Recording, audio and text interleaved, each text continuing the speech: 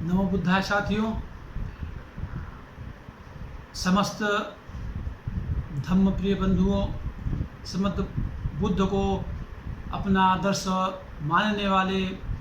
प्रिय बंधुओं, मेरा आपसे बहुत बहुत स्नेह और बहुत बहुत आदरपूर्वक नमन है। कल यानी दिनांक 7 मई को बुद्ध पूर्णिमा का पर्व है और इस बुद्ध पूर्णिमा के पावन पर्व पर हम आप समस्त धर्म प्रिय बंधुओं, समस्त बुद्ध को मानने वाले, किसी भी रूप में मानने वाले अपने साथियों को, अपने भाई बहनों और माता पिता बुजुर्ग समान समस्त लोगों को बहुत बहुत धन्यवाद और साधुवाद देते हैं और यह उम्मीद करते हैं कि आने वाले बुद्ध पूर्णिमा यानी कल दिनांक 7 तारीख को सभी लोग बहुत ही आदर और सद्भाव से बुद्ध की स्तुति वंदना करेंगे और बुद्ध की समस्त त्रिशरण पाठ, पंचशीलन, अष्टांगिक मार्ग, 10 पारमिताओं का अनुशीलन करेंगे, खुद उसको समझेंगे और अपने प्रियजनों को, अपने परिवार को, अपने भाई बंधुओं को, अपने सखों को उसका अनुशीलन करवाने का प्रयास करेंगे। और वास्तव में बुद्ध पूर्णिमा मनाने का सही जो तरीका है वो यही होगा कि बुद्ध के जो पंचशील हैं, जो बुद्ध के अष्टांगिक मार्ग हैं, जो बुद्ध की 10 पारमिताएं हैं, उसका अनुशीलन किया जाए, उसको सच्चे मन से स्वीकार किया जाए और उसको उस पे चलने का हम स्वयं प्रयास करें और दूसरे को भी उस पे चलने के लिए प्रेरित करें। तभी जाकर के बुद्ध को ये सच्ची श्रद्धांजलि हमारी होगी। अभी तक हम लोग बुद्ध के बारे में उनकी कहानियाँ सुनते आए रहे हैं और उस कहानियों में बस वही कि बुद्ध की जीवन में उनकी कैसे उनका जन्म हुआ, शुद्धोधन के यहाँ उनकी माता का कैसे निर्वाण हो गया, फिर उनकी माता प्रजापति ने दूसरी उनकी जो मौसी थी उन्होंने उसको पाला पोसा, उनका शादी विवाह कैसे हुआ, बाद में उन्होंने शहर में भ्रमण किया अपने नगर में, तो जो गरीब देखे, बीमार देखे, मृत देखे, उससे उनको तमाम जो मन में भाव उत्पन्न हुए, उसी के वशीभूत होकर के शांति की खोज में, दुख के निवारण की खोज में वे छोड़ करके घर, अपनी पत्नी और बच्चे को छोड़ करके जा करके जंगल में घनघोर तपस्या किया। फिर उनको 6 साल की कठोर तपस्या के बाद ज्ञान की प्राप्ति हुई और नाना प्रकार की इस प्रकार की कहानियाँ हम लोगों ने सुन रखी हुई है। हम में से बहुत लोग पंचशील का पाठ भी करते हैं, पंचशील का गायन भी करते हैं, रोज़ सुबह सुबह अपना उठते हैं और पाणातिपाता वीरमणि शिक्षापदम समाधियामि, पाणातिपाता वीरमणि शिक्षापदम समाधियामि,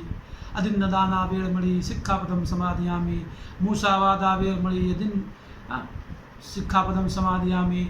कामेषु मिच्छाचारा वीरमणि शिक्षापदम समाधियामि। इस प्रकार के हम 5 शीलों का पाठ भी करते हैं, लेकिन वास्तव में हमको देखने की आवश्यकता ये है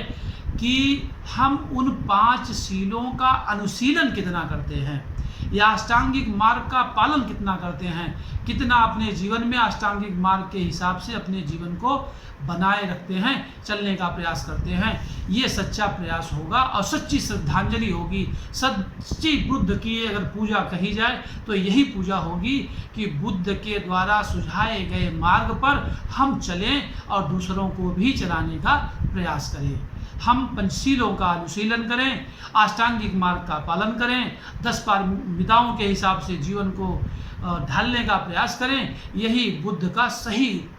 मामले में उनका अनुसरण करना होगा और सही मामले में उनकी श्रद्धांजलि और उनकी पूजा और उनकी तपस्या, उनकी स्तुति होगी।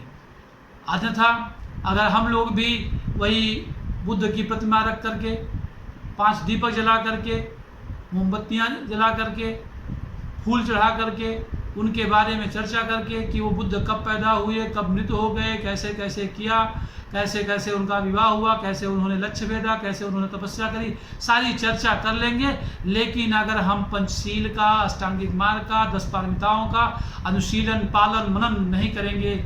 तो वास्तव में हम बुद्ध का सही तरीके से उनकी बातों को मान नहीं रहे हैं। हम भी अन्य संप्रदायों की तरह से सिर्फ वही कर रहे हैं जो दूसरे संप्रदाय में होता आ रहा है। जैसे किसी पत्थर की मूर्ति के सामने, चाहे शंकर जी की, हनुमान की, दुर्गा की, किसी की हो, उसके सामने हम पूजा करते हैं, आरती उतारते हैं, फूल चढ़ाते हैं, माला चढ़ाते हैं, प्रसाद चढ़ाते हैं। अगर वही हम बुद्ध के साथ भी करते हैं, बुद्ध की प्रतिमा रख करके माला फूल चढ़ाते हैं, पूजा करते हैं, पाठ करते हैं, दीपक जलाते हैं, प्रसाद बांटते हैं, प्रसाद खाते हैं, तो उस पत्थर की मूर्ति के सामने पूजा करने में और इस बुद्ध के मूर्ति के सामने पूजा करने में अंतर क्या रह गया? हम अगर उसी कठपुतली की तरीके से बिहेव कर रहे हैं, उसी तरीके से चल रहे हैं जैसा कि पहले से सदियों से चलते आ रहे हैं, तो फोटो बदल देने से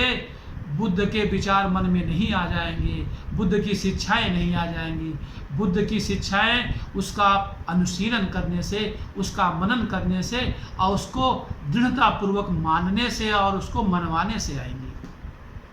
और हम में से तमाम जो धर्म प्रिय भाई बंधु हैं, तमाम मैंने देखा है कि वो बहुत कार्यक्रम करते हैं, बड़े बड़े कार्यक्रम करते हैं, तमाम लोगों को खीर का दान देते हैं, तमाम लोगों को प्रसाद वितरण करते हैं, बहुत बड़ा आयोजन करवाते हैं, लेकिन वास्तविकता में अगर देखा जाए, वास्तव में देखा जाए और तो वहाँ पे 5 शीलों का, अष्टांगिक मार्ग का, 10 पारमिताओं का, कहीं पे अनुशीलन मनन न मात्र का, लेस मात्र का भी दिखाई नहीं पड़ता है। बहुत बिरले ऐसे कुछ मनुष्य हैं, कुछ ऐसे अनुयायी हैं जो इसको वास्तव में मानते हैं और इसको पालन करते हैं। तो मैं ऐसे अपने भाइयों को बहुत साधुवाद दूंगा और बहुत उनका धन्यवाद करूंगा कि आप ऐसा कर रहे हैं। और मैं उनसे उम्मीद करूंगा, उनसे अपेक्षा करूंगा कि वो खुद ही अपने आप तक वो ज्ञान सीमित न रखें, वो दूसरे को भी बांटे। बुद्ध ने यही किया। बुद्ध ऐसे दुनिया में पहले व्यक्ति बुद्ध ही हुए हैं कि जिनको ज्ञान प्राप्ति होने के बाद, जिनको सत्य मार्ग की प्राप्ति होने के बाद, दुखों के नष्ट होने का मार्ग खोजने के बाद उन्होंने निस्वार्थ भाव से सबको बांटा, हस्तमुक्त भाव से बांटा। अपने बौद्ध भिक्षुओं को कहा कि घूम करके गांव नगर नगर गली गली हर व्यक्ति को सही मार्ग की शिक्षा देना, उसको ज्ञान देना, तब जा करके लोग इस भ्रमजाल से, इस मोह माया से, इस दुख से, इस कष्ट के सागर से, इस भौतिक तृष्णा से पार होकर के सच्चे सुख को प्राप्त कर सकेंगे और सच्चे आनंद की प्राप्ति कर सकेंगे। और जो मोह माया का बंधन, मोक्ष की अभिलाषा, स्वर्ग की अभिलाषा है, उस मोह माया के काल्पनिक बंधन से मुक्त होकर के परम सुख की प्राप्ति कर सकेंगे। बुद्ध के अलावा दूर दूर तक ऐसा कोई दिखाई नहीं पड़ता है।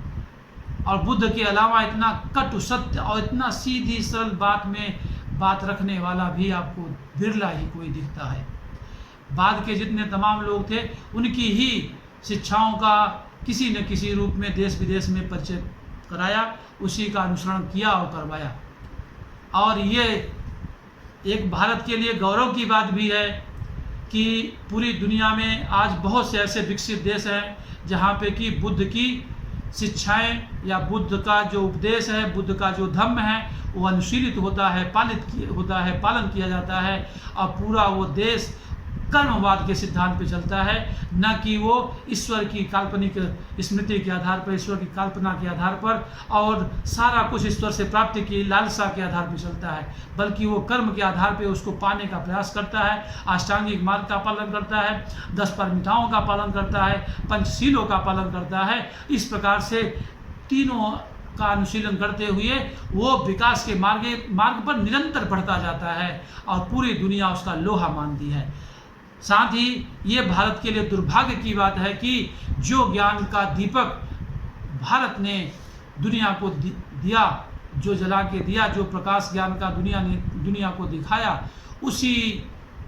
भारत में चिराग तले अंधेरा है। वहीं पे इतनी भुखमरी है, इतनी गरीबी है, इतनी बेरोजगारी है, इतनी विषमता है, इतनी जाति पात छुआछूत ऊंच नीच की भावना है कि आज भी समाज बिखरा हुआ है। आवाज़ भी लोगों में त्राही त्राही मची हुई है। लोग इतने कष्ट में हैं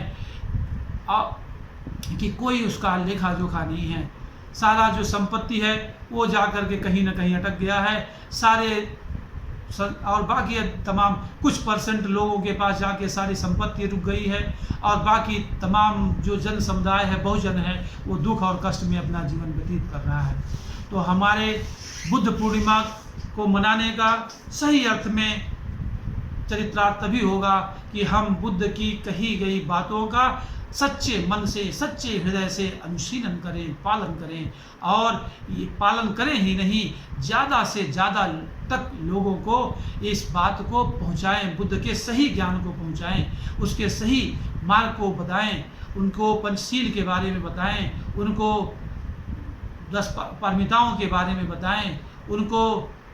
अष्टांगिक मार्ग के बारे में बताएँ। तब जाकर के धीरे धीरे प्रयास करने के बाद एक दिन अवश्य ही अपने हम दुखों से पार हो सकते हैं। इसी प्रकार हम अपने सच्चे मन से आप समस्त बंधुओं को इस बुद्ध पूर्णिमा पर, इस पावन पर्व पर हार्दिक शुभकामनाएं देते हैं, और यह उम्मीद करते हैं कि आप अपने से कम 2, 5, 10 लोगों को अवश्य ही इसका अनुशीलन कराएंगे। इसी के साथ में नमो बुद्धाय।